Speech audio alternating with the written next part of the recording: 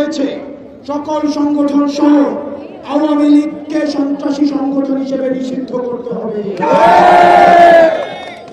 আমাদের দ্বিতীয় দফা দাবি হচ্ছে আন্তর্জাতিক অপরাধ ট্রাইব্যুনাল আইনে আওয়ামী লীগের দলগত বিচারের বিধান যুক্ত করতে হবে।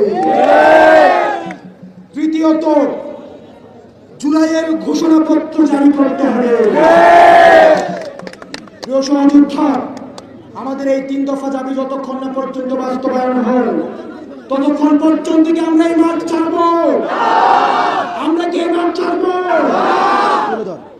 আমি আগামীকাল এই 3 দফা দাবিতে আমাদের এই অবস্থান কর্মসূচি অব্যাহত থাকবে। পাশাপাশি আগামীকাল বিকাল 3টার দিকে শাহবাগে গণজামায়াত ঘোষণা করা হচ্ছে।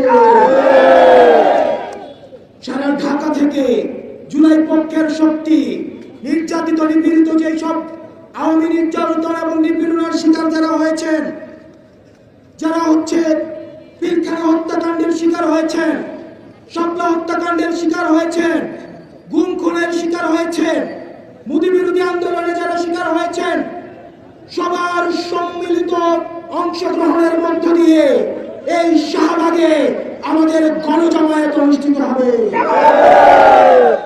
তারও সাথে সাথে সারা বাংলাদেশে আমাদের প্রত্যেকটা জুলাই পয়েন্টে যে পয়েন্টে আন্দোলন হয়েছে ঠিক সেই পয়েন্টে আমরা গণজামায়াত ঘোষণা করছি।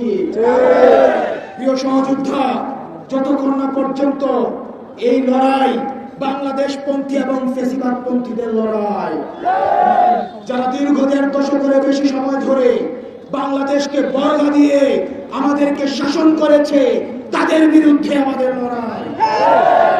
যেই সিদ্ধান্ত জনগণ 5ই আগস্ট নিয়েছে সেই সিদ্ধান্তের আইনগত ভিত্তি প্রতিষ্ঠা করার লড়াই। সুতরাং প্রিয় সহযোদ্ধা, যতক্ষণ পর্যন্ত আমাদের দাবি আদায় হয় ততক্ষণ পর্যন্ত আমরা এই শাহবাগ ছাড়বো না। কিছুক্ষণ পরে শাহবাগের বাম দিকে এলইডি স্ক্রিনে আওয়ামী লীগের নির্যাতন এবং নিপীড়নের